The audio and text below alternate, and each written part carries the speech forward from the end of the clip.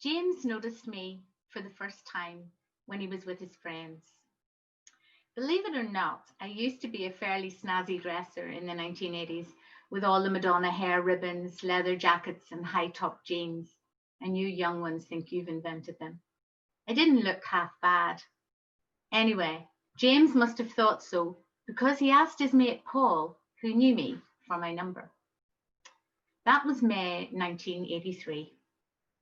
From across the road up Armagh's main street, I thought he looked pretty good.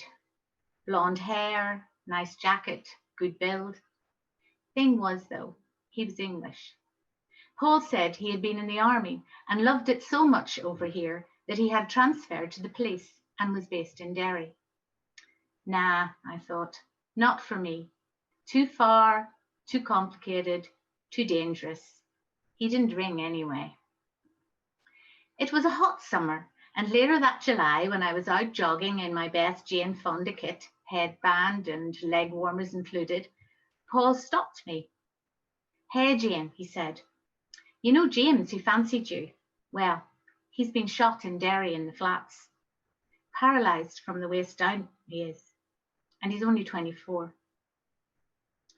I was shocked for all kinds of reasons, but mostly because he was not much older than me, and I thought what a waste of a future. Can I drop him a card? I asked. Sure, Paul replied. He's at Stoke Mandeville Hospital in England. And so our connection began. 30 years before Facebook and dating apps, James and I communicated before we met. And it was good. I wrote to him about my secretarial course and my boring life in Armagh, and he wrote to me about his physio and his boring life in hospital. It was another 3 months before we actually met properly. He was transferred to hospital in Belfast. Turns out years of the Troubles had made it one of the best rehabilitation centres for spinal injuries in the world. I was to meet him there one Wednesday afternoon. I was more than nervous. What if he didn't fancy me? What if I didn't fancy him? What if we had nothing to say to each other? I was scared to death I would be a disappointment. I needn't have worried.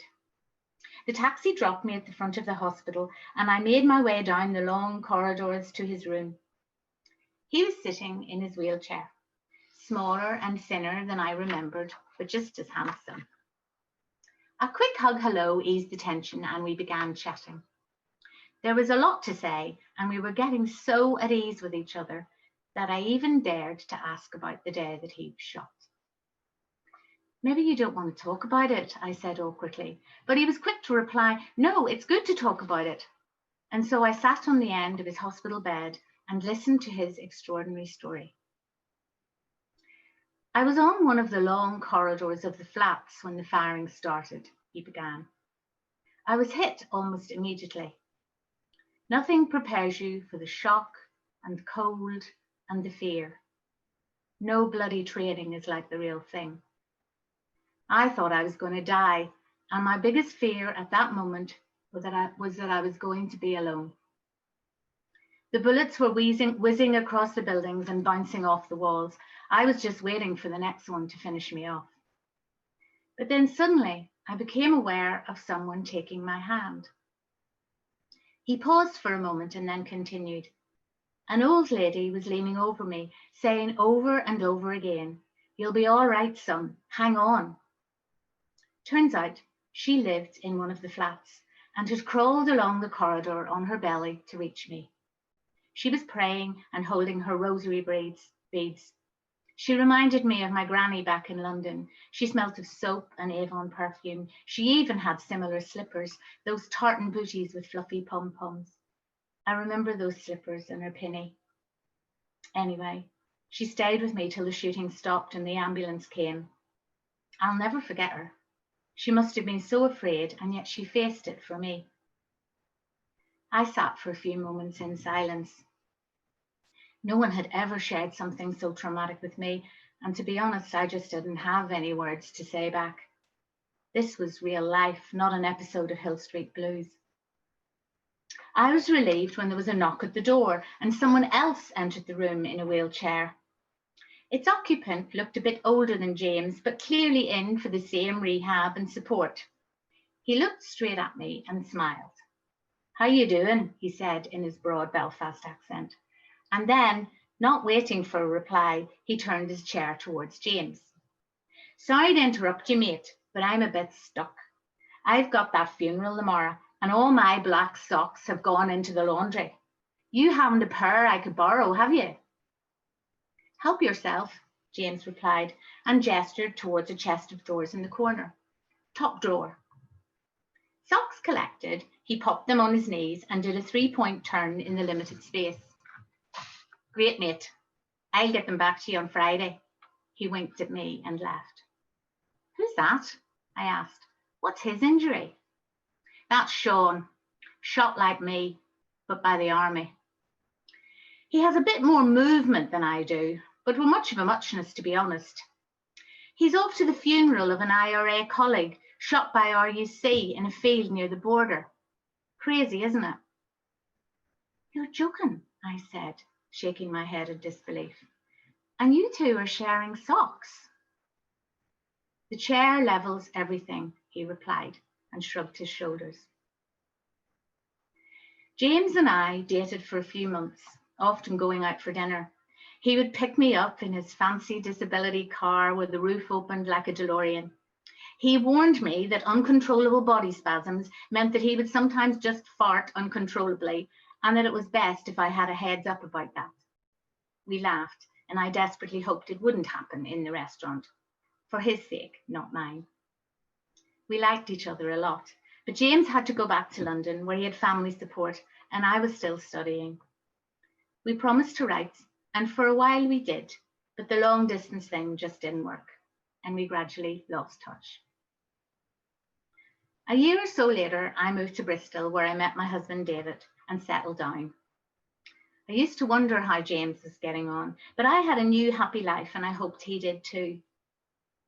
I often thought about if he regretted his connection with this wee country and the permanent mark it had left on his life. One morning, while at home, while eating my breakfast and watching GMTV, I nearly choked on my toast.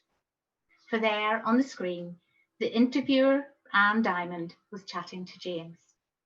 I had to look hard to check it was him, but there was no doubting that blonde hair and cheeky smile. "So what is it that you're actually doing?" she was asking. "Well, I'm being strapped onto a bobsleigh with a guy behind me, and we go down the track at speed. It's exhilarating for someone like me. I can totally re-experience the fear and the unexpected," he was saying, and it was easy to see the passion in his eyes. "I used to climb," he went on, "but this is a different kind of adrenaline rush."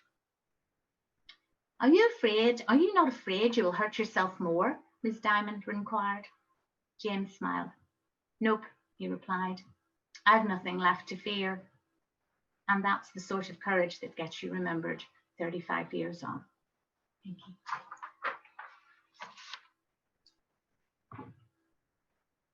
The title for next week is Jingle Bells, but our theme is really anything Christmassy. So it doesn't have to have bells or jingles in it.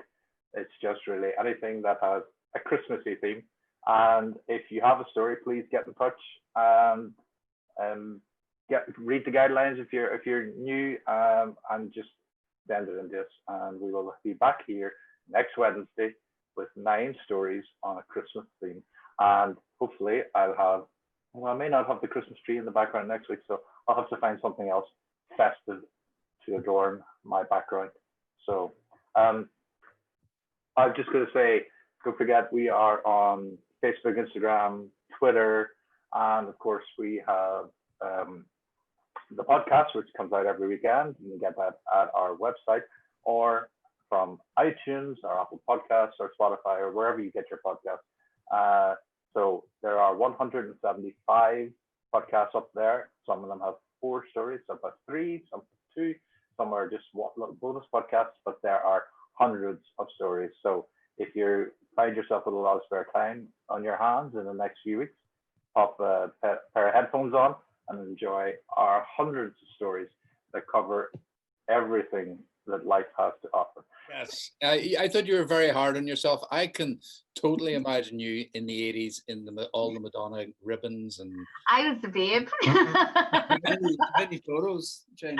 Oh yes, I should maybe see if I could hunt some out. I was really into the whole ribbons in the hair, and you know, the the curly hair, and oh Lord, embarrassing. But great. yeah, it's a long time ago now. Did you ever get a perm? Oh yes, everybody had to get a perm. Oh my God. Actually, I got my first perm in Paris, right? And I was a nanny in Paris, and I had a boyfriend over here, and I went to be this nanny for 2 months in Paris. And I had the straightest hair, a bit like it is now, actually. And my French host was very glamorous, and she, the mom of the kids, and she kept saying to me, "You don't do yourself any," well, that's German. She kept saying to me, I didn't do myself any favors, and I should get a perm. So she paid for me to get a perm on this very fancy salon on the Champs-Elysees. Well, it was beautiful, but the problem is anybody who's ever known they've had a perm for the first time, your hair doesn't like it. So it liked it for the first day, but then it was awful. I was like a frizz bomb. And it was horrendous. I had no self-esteem for the rest of the time I was there. I wore hats and everything. And I had to actually find a hairdresser to go to get the hair done before I came back to see my boyfriend for the first time. So that it looked nice. So, anyway, that's the story of my perms. You have a theme? Hairdos? Oh, that would be a good one. That would be, there'd be a lot. Look at Paul. Yeah. That would be a good one. There's Look at him with his gorgeous curls. And there was one summer when I was about 14 when I must have shot up in height over the summer, and I'd grown my hair a bit longer. You know, my hair was always kind of short, but I'd grown my hair a bit longer. And one of our neighbors, I grew up in the country, one of our neighbors was over borrowing something, and she and my mother always called each other, you know, Mrs. this and Mrs. that. And the neighbor said, "Mrs. O'Tuma, isn't Padraig after getting very tall? And my God, his perm is just lovely."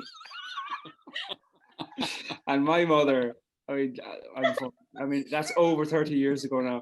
And you've never forgotten it. Inevitably, she'll come up and she'll go, "Your perm's lovely."